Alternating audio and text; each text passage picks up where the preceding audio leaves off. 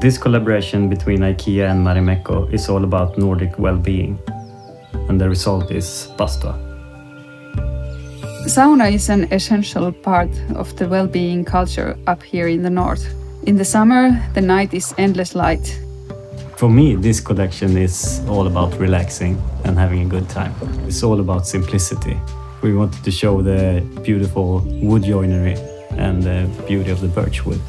I remember already from childhood, my grandparents, they had an old sauna, and I love the feeling of the old wood there, the hand-carved logs.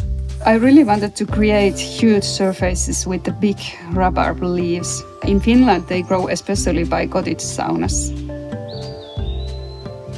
I was really inspired by Sami's wood carving print, and that made me think about the wood logs that you throw into the sauna fire, and all of a sudden I had the basic shape for my glassware. It's also like a water ripple, small waves on a lake, on the sea, near a sauna.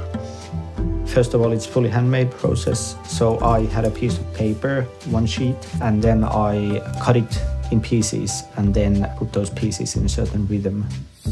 The colors of my prints were inspired by the Finnish summer and also the endless nights.